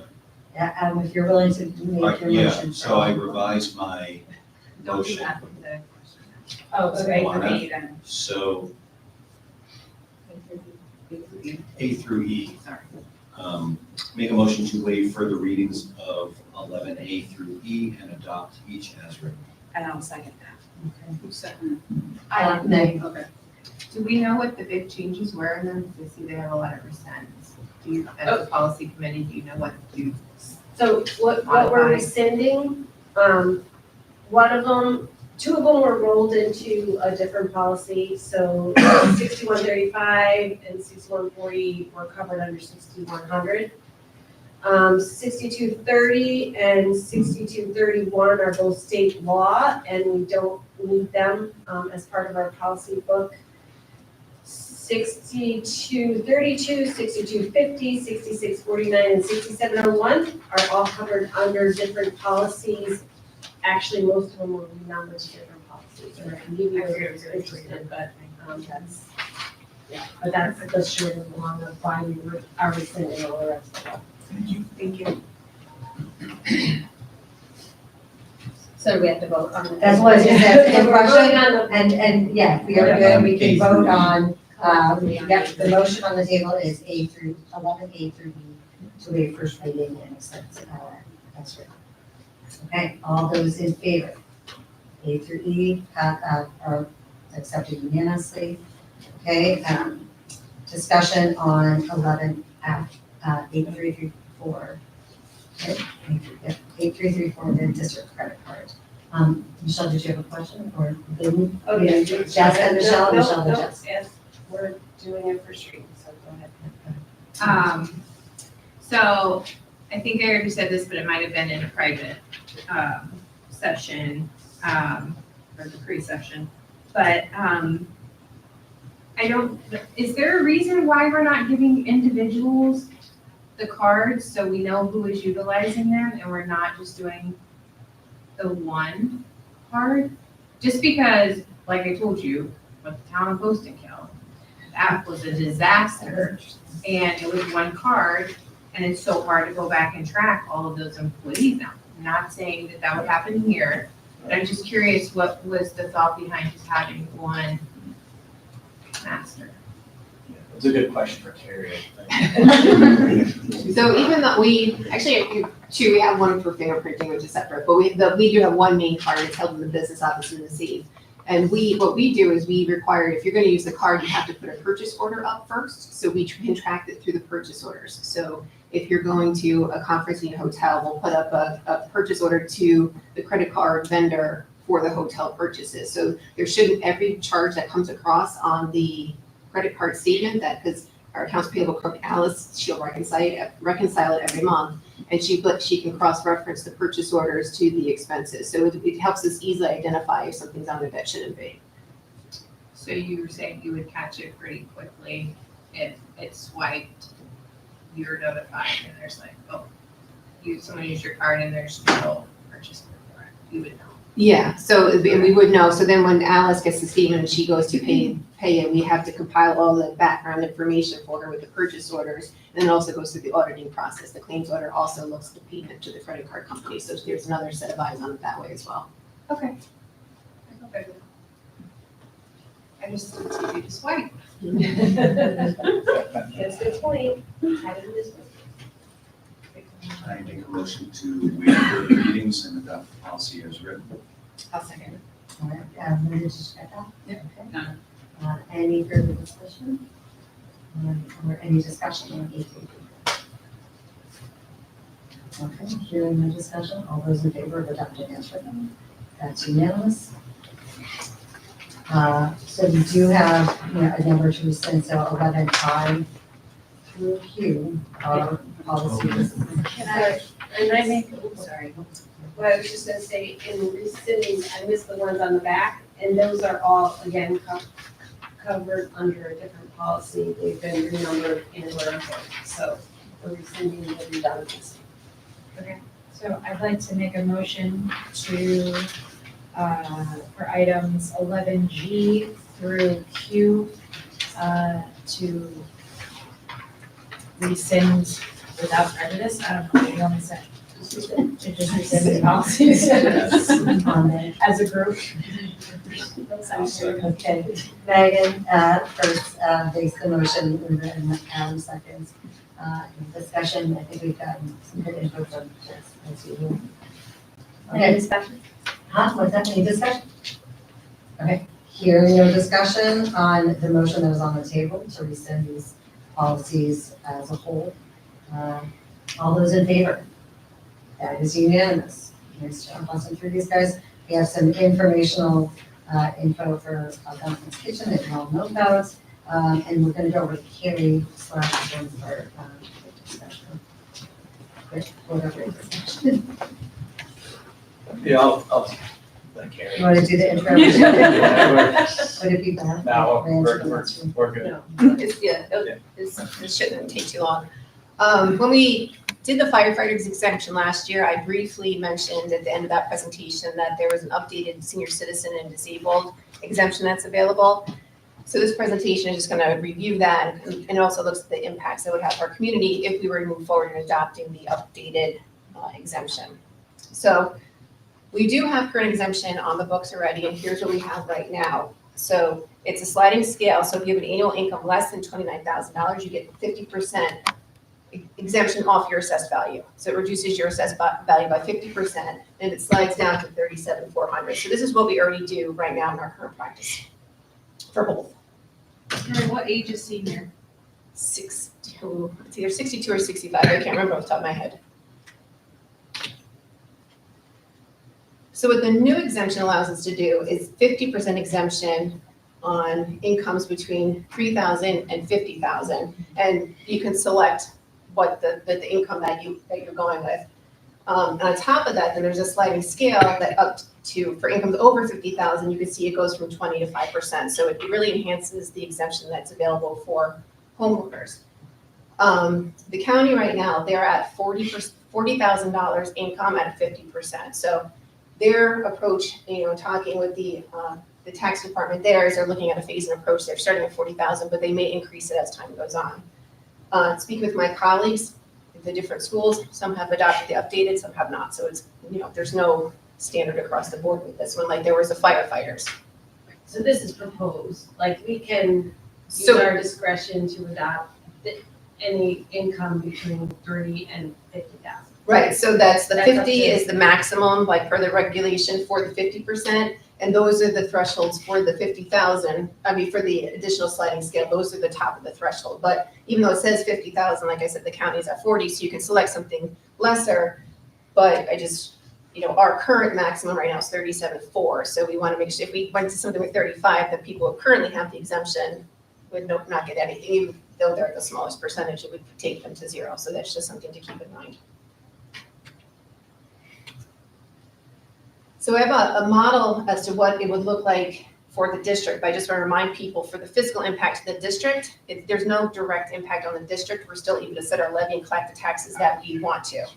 However, there is an impact to the property taxpayers within the district. So the exemptions, what it'll do, it'll decrease the overall value, the taxable value. So then they'll spread that amount over the rest of the taxpayers. So the district itself will remain whole, but the impact will be felt amongst the community. So that's the give and take with this. So the analysis that I'm going to show you, it's 2 quick slides, but the assumptions here are the disability exemption is not included through our whole district. We have one taxpayer that has an exemption, so there would be some negligible impact for that. So that's not included in this analysis. It's just for the senior citizen. And we used the calculation for the county exemption, so the $40,000 income limit at the 50 exemption for all the properties that are on it without the sliding scale. The one caveat here is that only the properties that currently have the senior citizen exemption are included in here. So if you dig up to 40,000, there's an income gap there between the 37.4 and 40,000. So a few more properties may be added onto the exemption if we went to the county level. So, but this is the assumptions that we use just to give a model as to what the impact could potentially be. So right now across all the different towns, so the assessed value for the current exemption, you can see is about $10.4 million. So that's what we have right now with the exemption that's off the books because of the current exemption that we have. If we went up to the new exemption, that would jump to 13.4 million. So you're losing about $3 million of assessed value off of your tax rolls. So what that would do, that would change the tax rate. So based on the current tax levy that we have this year and the assessed values that are on the books for this tax roll, this is the tax rate impact per town. You can see it varies depending on which town that you live in. So to get an idea of what it would be for the homeowner, if you look at the 100,000 house, 200,000, 300, same model that we've used for other things, it does vary. Steventown's the lowest with just under $6 for 100,000, all the way up to just under $28. So this is the impact that it could have on the other taxpayers within the district if this exemption was updated. Terry, what are the units on this? I'm sorry. I don't Dollars, understand. I'm sorry. So for a $100,000 house in Berlin, it would add $26 to their tax bill. Annually, Yeah. okay, What we already put yeah. Is there a way to, we put that to a vote for the community? Like, they want that on us? Just how they did the firefighters exemption, the veterans exemption, it's really up to the authority of the boards of the different taxing The jurisdictions. state and the county likes to say, we're Roll giving you down this hill. huge benefit and the towns will have to decide for you. Instead of just saying, And then it rolls down. instead of just updating, like in this case, the STAR exemptions, which are for senior citizens, in some cases, senior citizens. Instead of just updating that, we can make a decision to put more burden on some of our taxpayers for the benefit of our taxpayers. And it's a horrible thing. We did this. I'm really frustrated with the state that they keep doing this to us. That, oh, well, we can make the decision, but then, oh, well, we don't care about our senior citizens, or we don't care about our veterans, or we don't care about our firefighters if we don't adopt these things. If you really mean that, state, then you should be able to help us out with this. Either enact it as a total law or pony up the money, just stop putting it on everybody, all the individuals to make these decisions. You guys just need to make those decisions for us. Well, and I So think frustrated. this is the result of the federal government cutting funding and then the state cutting funding. And so now there's a much larger burden on the tax base. So in response, parts of the tax base are asking for relief. I mean, it's at an extreme, it's almost essentially turning public school into private school, because really it's like, okay, the only people that are paying are the people whose kids are in school, and that's not how education is meant to be funded, at least not public education. You know, with the firefighters, like, they are literally risking their lives and dropping everything to come save your house when it's burning down. That doesn't mean that I care more about them than the senior citizens of the district, but with how it's funded right now and with what our current budget situation is, you know, and this could be, you know, certainly hurt my chances of being reelected, which is the thing that, it puts us in the position to say, sorry, seniors, you don't get the money, but with the budget that we're faced with right now, and I do wish we get more money from the state, I can't in good faith support this deduction at this time. Well, it's not a deduction in what we get as a district, it's just shifting the burden. I guess what I mean is on taking, the right, residents. I can't, yeah, exactly, I can't support Someone's reallocating. age that they have less money than some other person in the district, that's just crazy. Yeah, well, it's age and income in this case. You have to Right, but qualify first for you have both. to be, You have to be 62 to 65 first. And then before have they- income less than $40,000. It's not like we're just helping the lower income. It's not. I will, sorry. Go ahead, Lauren. I will say anecdotally too, that they are making moves. I know I live in West End Lake and they are doing reassessment of all property, so. I got that letter I've gotten that letter, and so what I was able to buy a home for, that's gonna be assessed much differently in the current market, and doesn't take into account of all of the other things with inflation that have become, inaccessible in terms of, what we can afford. Yeah. I think that that's a big concern for a lot. Sorry to cut your thing. off. No, Curious no, about I only that. have one more slide, and that was here was the next steps discussion, so I'm pretty much done presenting the information, but just want to say, it would be done just like the firefighters, if, you know, the board would decide if this is something that they're interested in public hearing and resolutions, the same process as the last one, but just felt like since it's something that was out there, it's something that should be brought to the board, just so you're aware of it. Hearing, but I Yeah, don't, I think they've gotta be heard. Well, the public hearing, we need to propose something to have a public hearing. They're not gonna like what I propose, so I can't propose. Carrie, you said that other, this thing is working, I don't know why I keep bringing it up. You said that other districts are implementing this? Some have, not all have, like when you look at the firefighters, I think a lot of them have done it. Right, no, this specifically. I asked my colleagues, I can't remember offhand, I think like Hoosick Falls, I know Skodak, like I said, the county did it, I can't remember the other schools, around, so. What does that mean, the county did it? So the county went to the 40,000, so they were under the old, exemption scale as well, but when this came out, they went to the 40,000, 50% off, so. So when you say county, do you mean property? Rensselaer County, yeah, so the Rensselaer County property taxes, Property yeah, taxes, property and this taxes. is school taxes. This is school taxes, yeah, Okay. so. So what schools are doing this? So Skodak, I know did it, Hoosick Falls did it, I took a quick survey around the last business officials meeting, but I can't remember everybody who said yes or no, but, Did you get the sense that the majority are going one way or the other? the majority, I don't think have done anything with it yet. I believe Hoosick Falls and Skodak have a higher aging population than some of the other districts. I have And no- that might factor in terms of the size of their school Well, districts. if they've adopted this, that aging population is probably gonna increase there. Oh, But also their Here, school can I districts just, are can I just smaller. ask a quick question, just to clarify, because I had to run out, but we are currently at like 5%?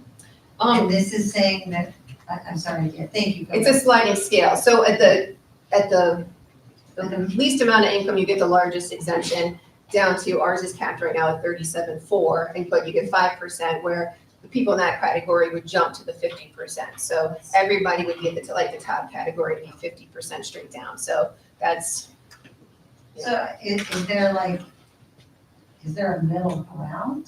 That's like, we get like, part of this came from a member of the community whose increase in school taxes matched her increase in social security, right? So she's supposed to get this cost of living increase in social security, and it's nil because of the increase in her school tax. And, I mean, you know how I've made it pretty clear that, like, you know, having a strong school system is the number one predictor of your property value. So it is in everybody's interest to support the school system to the extent that we can.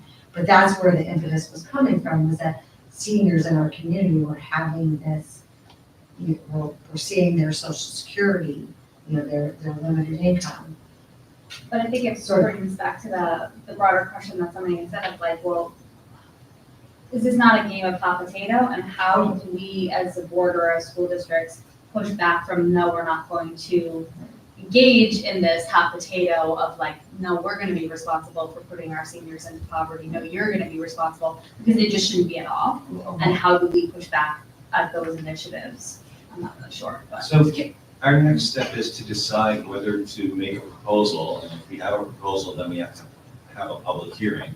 Have we gotten any voter input to say, we want you to do this? Like when the firefighters thing showed up, we had a room full of firefighters, 2 or 3 times. It's late now, so.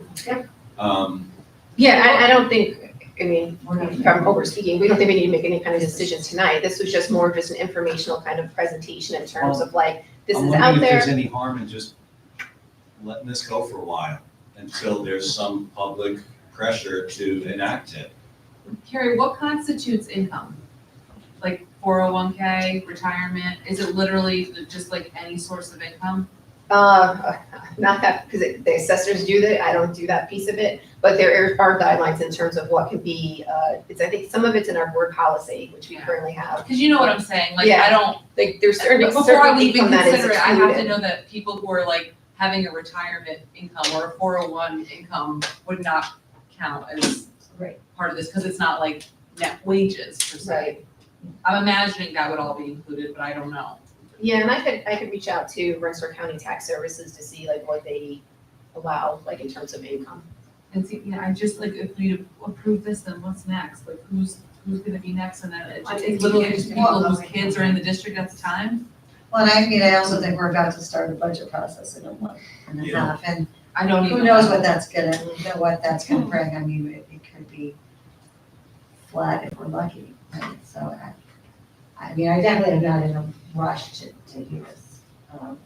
And I think more information is important.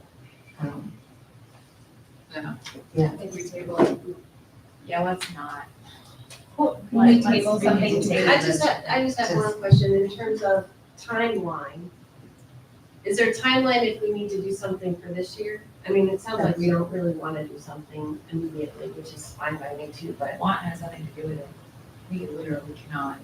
We can't. Where do you stop? Like, I love senior citizens, but I mean, if. Trust me, I know. I'm highly concerned You for go, the there's lower firefighters poverty. here, you should have seen it when we did the veterans, that was the worst. So, Well, is there a Anyway, so timeline? I under which totally we have to make this understand, I'm just decision? trying to understand the process.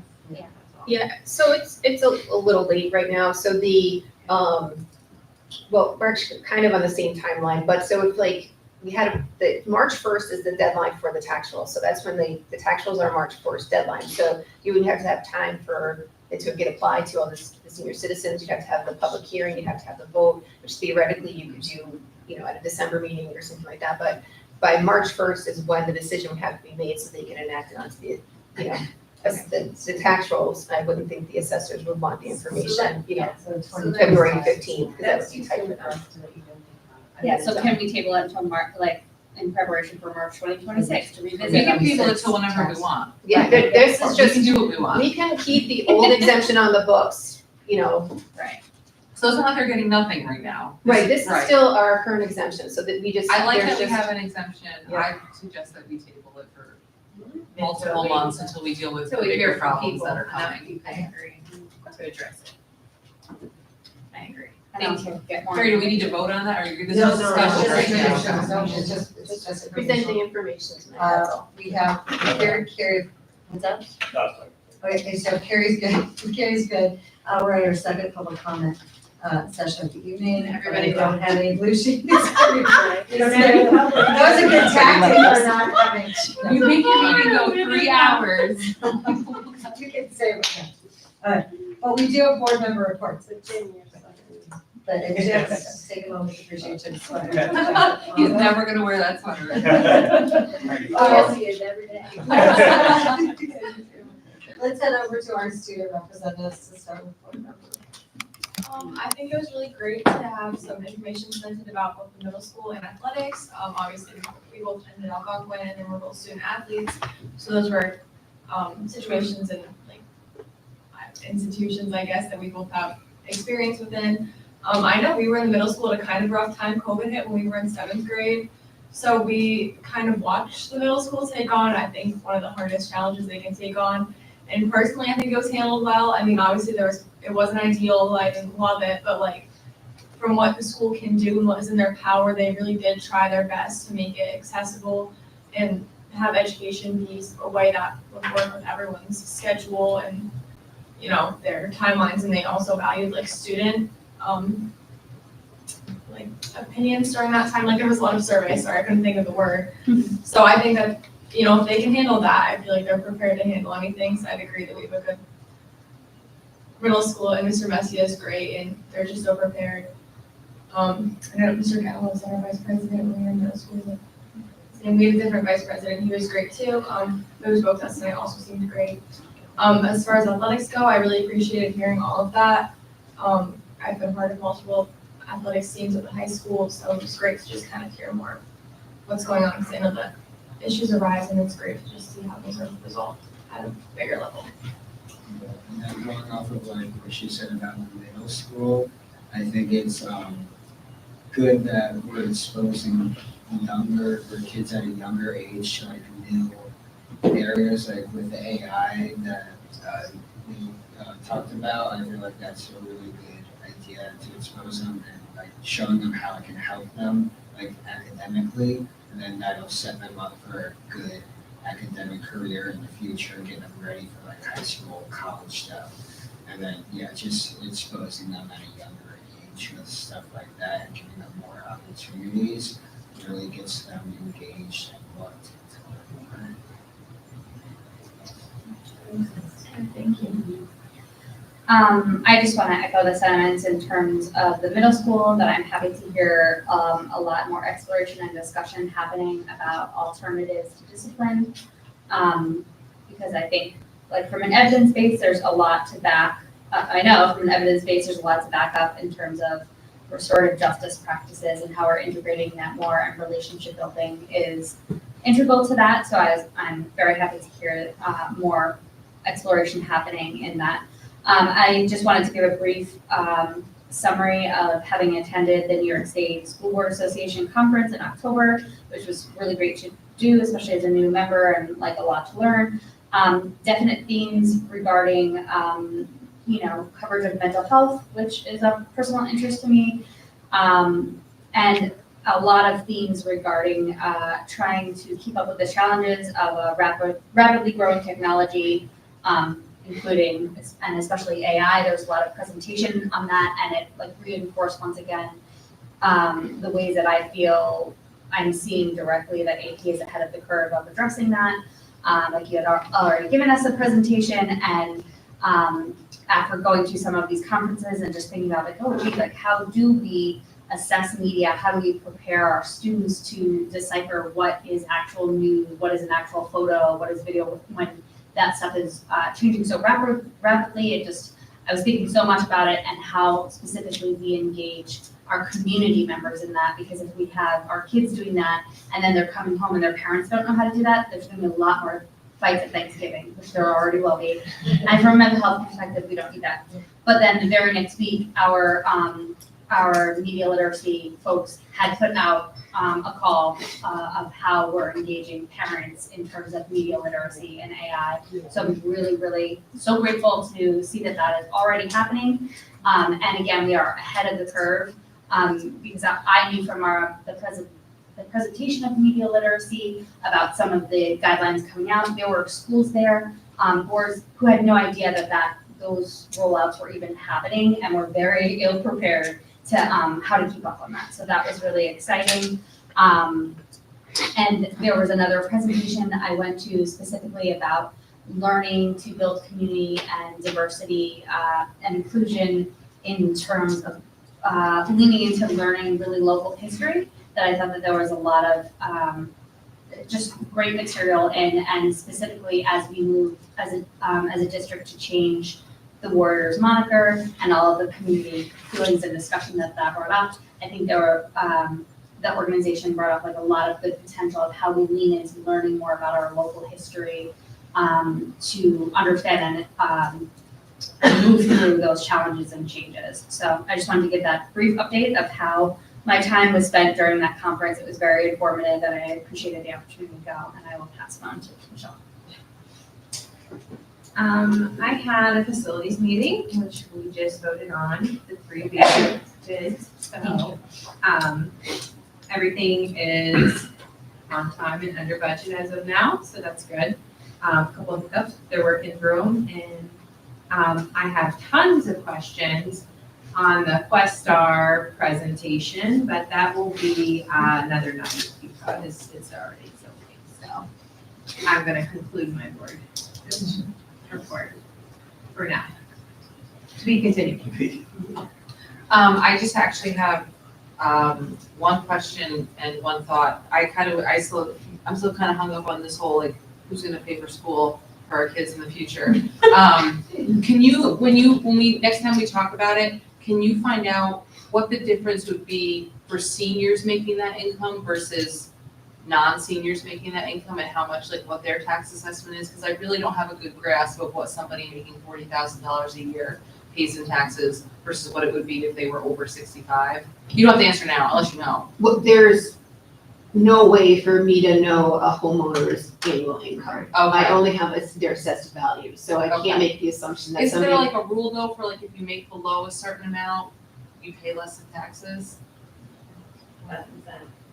That was only for the elderly though. Yeah, I don't believe that there's just a low income exemption. I'll Okay. verify that, but I guess that's what not I'm aware. wondering. Yeah, Yeah. I'll check, make sure, Okay. see if there's one. Thank you for having Mark, Jim, thank you for having Mark come give us a presentation. Maybe it could be like half an hour shorter, but I thought it was super informative. And it was great to hear, because I do feel better informed now about all of the policies, also everything he does, which for one person is a lot. He's clearly invested, but thank you for having him come in. And I think it was, despite it being a late hour, it was worth doing, and I'm happy that we did it. That was the short version.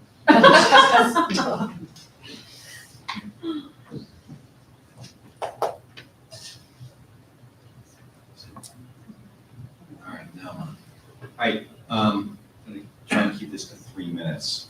I have some written remarks. So I'm coming kind of representing the audit committee. And the reason you have audits is to make sure that people that have entrusted you with their tax dollars, you're worthy of their trust. So you're doing everything right. So you have a third party come in and check out how you're handling stuff and your books, and if you're counting things, if you have receipts and everything else, and they audit you and they say you're good. And auditors produce a big book, which in our case is 4 important lines followed by 70 pages of supporting documentation. Those 4 important lines say this: in our opinion, the accompanying financial statements present fairly in all material respects the respective financial position of the governmental activities in each major fund of the Averill Park Central School District as of June 30th, 2024, and the respective changes in financial position for the year then ended in accordance with the accounting principles generally accepted in the United States of America. That's known as a crystal clean opinion. And so golf clap to Gary and associates who did hard work all year to get those 4 lines and the 70 pages of supporting documentation. This year, though, we also invested in a cybersecurity audit. And it cost our district a little over $11,000. So I want to tell you why I supported spending that money. For what it's worth, if you don't know my background, I've spent over 40 years working for or running software companies. And in fact, I once caught a hacker and worked with the FBI to arrest, prosecute, and send them to jail. So I know how this works. Hacking is a really big business. Several years ago, I worked as an executive for a company that made products to aid IT service companies. IT service companies are people that you hire to run your computers and your network and stuff. I was awakened at 4 a.m. on the morning of Christmas Eve by one of our customers who was in charge of maintaining IT security for their customers, and they had just been hacked with ransomware and needed my help. Hackers love holidays because half of your staff isn't there, so as your alarm bells start going off, you don't have the people there who need to notice and react quickly, so they take advantage of that. Holidays are huge. Ransomware is a program that takes over your computer and scrambles all of your information so you can't retrieve it unless you enter a special code. If you pay the hackers who install the ransomware, they give you that code and you can get your data again, usually. Anyway, my customer who was hacked on Christmas Eve had several customers who were school districts in California. And this was about 4 or 5 years ago. So hacking is a huge international business and everyone is a target, even the Averill Park Central School District. Hackers rely on technology to find the easiest targets. They have programs that continually scan the internet to look for known vulnerabilities. A vulnerability is a way that I can hijack some normal piece of software to do something that its owner doesn't want me to do, usually getting me access to private data. The cybersecurity audit that we just completed helped us increase our security using 2 techniques, a vulnerability scan and a penetration test, which is also known as a pen test. Vulnerability scan primarily looks for old software that should have been updated. This is because whenever a new version of software is released, hackers begin poking at it to see if they can find some kind of backdoor to access data. And as enough time goes by, they find a backdoor or 2. And then the software maker finds out about that and they fix it and they release an update. But if you don't install that update, you're still exposed and you're vulnerable, which is why you should all have your phones set to automatically update whenever there's an update. For many reasons, sometimes these updates don't get installed. And so the hackers look for that old version of the software automatically to see if they can exploit the vulnerability. So we paid an auditor to scan for known vulnerabilities, primarily in software that hadn't been updated. And they found a whole bunch. And we subsequently applied a whole bunch of updates and we're secure now. And that's completely common. It's not like, oh, wow, we're really not competent. We're competent. It just happens. So we also ran a pen test. A pen test is where you hire your own set of hackers, friendly ones, to try and break into your systems. They typically uncover simple things and difficult things. In our case, one of the findings was a place where we had never changed the original password on something. It was shipped from the factory with that password and we kept it there. And easily guessable passwords are a hacker's best friend. And I know this has been fixed now, so we're good. So cybersecurity isn't about having the strongest, most secure posture in the world. It's about ensuring you have reasonably strong security. Like when the lion is chasing the antelopes, you don't have to be the fastest antelope, you just can't be the slowest one. That's what cybersecurity is all about.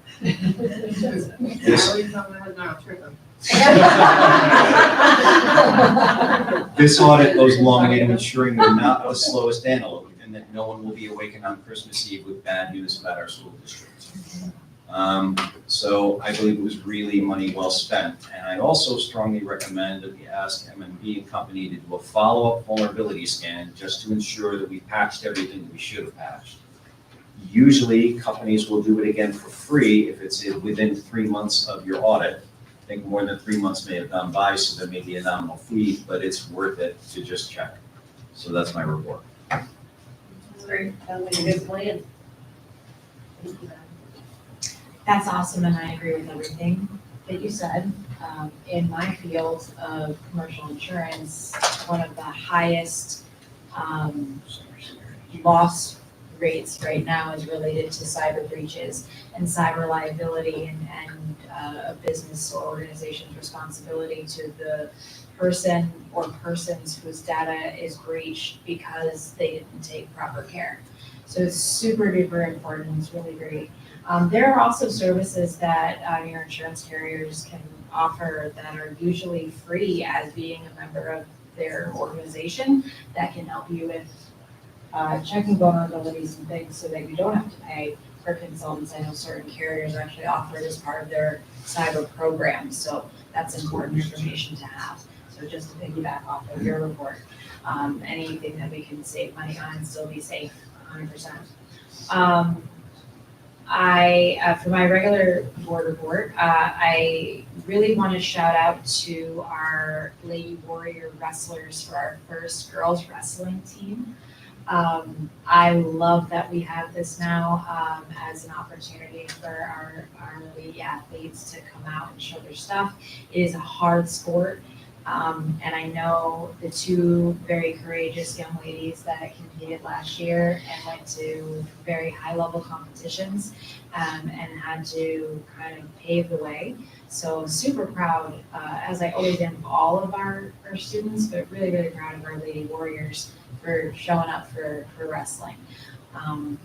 Very excited to see what they're able to do. And congratulations to our football team for making history. I wasn't able to be in town when they rolled back in, but I watched the video online and it was so great to see our community come out and support them as they came back. I know that's a memory for them forever, so congratulations and thank you. I just wanted to say thank you to presenters, but also acknowledge Matt for his tour prior to the board meeting of our furniture pilots, and not just showing us the furniture, but talking about what that all involves. And I appreciate that you shared that with us. And that's it. Have a good night, everyone. I was also at the conference, and it's funny how Lauren I literally have ahead of the curve right there. And so I just, for posterity, for whoever would be watching this far into the YouTube video. No, I just, this isn't just to like toot everybody's horn because they know how awesome I think they are, but again, like one of the big takeaways from this, from the conference is that if you really, it had the curve in so many different ways in terms of financial management, the communications piece that we are doing. We sometimes feel like we are not reaching the community, and we are not reaching everybody that we want to reach. There's the goal is always moving further and further. We always want to reach more people, but we are doing things that when I mentioned certainly the social media work, the community forums that we have. I had board members saying to me, "Hey, that's a great idea." That they would never have thought of starting every meeting with celebrations of success.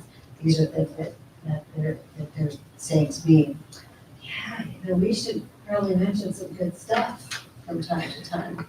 So, I'll start every meeting with it. Hiring the shortages, and I don't want to jinx anything, but and then in measurable outcomes, the language, the expectations that we have, and I think that was one of the important things about, being able to have Mark do a presentation is, the consistency that we are asking certain expectations of all the practitioners, at every level in the district to give us the outcomes that they're expecting to see in their department or cohort.